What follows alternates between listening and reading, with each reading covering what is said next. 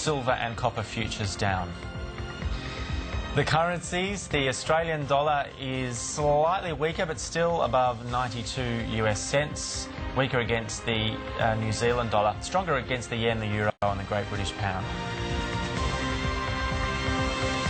A fast-spreading new email worm is infecting hundreds of thousands of computers worldwide. It's the first large outbreak of this type in nearly a decade. The worm arrives in emails titled "Here You Have." Joining us now from our Melbourne studio is Craig Scroggie from Symantec. Good afternoon, Craig. Great to have you on board. Now, look, what does this worm do? This worm comes in an email. It comes to your inbox and it has a link. And if you click on that link, it'll take you to a web page and get you to download a file. Now, when you download that file, it's a malicious piece of software, and when that installs on your computer, it resends that email to all of your friends and business contacts, so it's sending itself on to everybody in your network. The second thing it does is it actually shuts down or turns off your antivirus or your security protection, and then your machine is susceptible to many different forms of fraud or identity theft that you may pick up on the internet. Now, it sounds very similar to viruses or worms that we saw probably 12 months to years ago. Why is this one back with such a vengeance? Look, actually, this one goes back as far as the early 2000s and 2001. There were viruses called I Love You and Melissa, and they're quite a nuisance. These ones are designed to send them around. Literally hundreds and thousands of computer users have been disrupted as a result of this virus today. We discovered this a little over 15 hours ago, and it has spread very, very rapidly across the world. Now, who is at risk here? What about non-Windows users, Mac users, for example? At the moment, it only appears to be infecting Windows users, and that is Outlook email. So at this point in time, it looks like it is Outlook email that it's infecting, but it's continuing to evolve. So we're learning more as we continue to analyse its activity. 15 hours is not a long time. For example, you mentioned Outlook emails. Do we have information as to whether the Hotmails and Google spam filters are catching them? Yeah, look, spam filters, obviously, we're starting to catch a lot of this. If you have got up-to-date antivirus or security protection on your computer, you have a very good chance of identifying this worm, this mass mailing worm. And it's also important that if you do get an email, and this email is a form of social engineering because it self-propagates, there's a very good chance it will come from somebody you know. And when you see an email from someone you know and trust, your guard is down, you'll click on that link, and if it infects your computer, it will start sending out emails to everybody else in your contact network. So we want to make sure that if you see this email that you immediately delete it, you don't follow the link and download the file. If you inadvertently do download the file and you turn off your security software, you should try and immediately disconnect your machine from the internet or from the network so you don't infect others or you don't download more malicious software from the internet. If someone has heard us now, Craig, and they have within the last few hours clicked on this email, is it too late? And how quickly will the worm climb into the Outlook address book and send copies?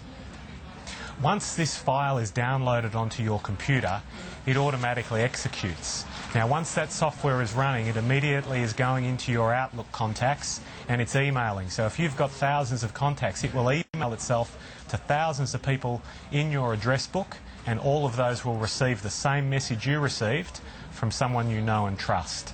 So if you want the latest information, you can visit www.symantec.com. There's a thing called ThreatCom, and you can get up-to-date information on the virus, or inadvertently, if you are affected, you'll get the latest information on to ensure how to protect yourself. Do we ever find out who's behind these nasty emails? Generally organised crime, the motivation for most of these things tends to be fraud and identity theft. We know just this week figures were released for the Australian economy that showed fraud and identity theft cost Australian citizens more than $1.286 billion.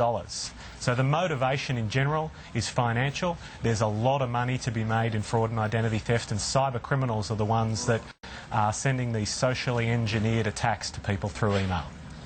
Craig, is it unique to this worm that it goes and turns off certain antivirus products? I mean, that would leave people very vulnerable, and quite a concerning development in these types of worms.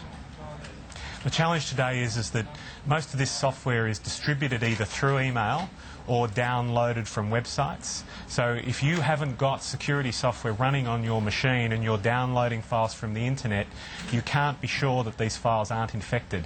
And generally the motivation of cyber criminals is to infect your machine and not let you know that this software is running, so that they can continue to collect personal and confidential information, things like your credit card details or any other forms of personal information. The more information they can collect on you, the easier it is for them to steal your identity. Thank you so much for that information. I'm sure many people will be out checking their computers. Craig Scroggie from Symantec in Melbourne. Thanks again. Cheers, all the best. Caltech's CEO Julian Segal firmly believes that a cost-cutting program and organic growth will boost profits. Mr Segal says the company will also be looking for inorganic growth opportunities to supplement earnings growth. He says the company would ensure its base business provided a solid foundation for this type of growth. And shares in Caltech's up 40 cents. Lend-Lease has signed an agreement with Scroggie House, one of Japan's biggest home builders, on a number of apartment developments and planned community projects in Australia. Scroggie House will take a 50% stake, Sarata Development in Melbourne, and buy land at Hyatt Coolum to build 550 new homes, as well as take a half stake in the adjoining resort. Lend-Lease will provide development management services to that project.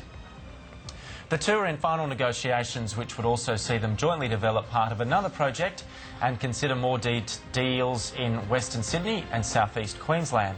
Financial terms of the agreement weren't disclosed. And shares in Lend-Lease up 26 cents today.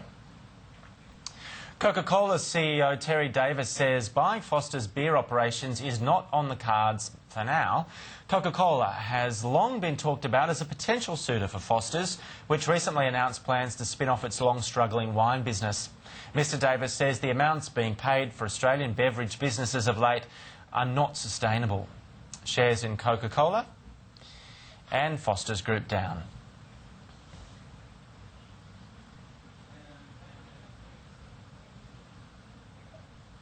We're expecting to get more details on the sexual harassment case against David Jones in the federal court this afternoon. Last week, federal court judge Jeffrey Flick gave Christy Fraser-Kirk's legal team until today to amend their claim against the company to include more women who have allegedly backed the case. Ms Fraser-Kirk is still the only woman suing David Jones, but hopes to rely on the evidence of others to support her claims the company tolerated a culture of sexual harassment. She claims to be one of 16 women who have been harassed, either while working at David Jones or for the former chief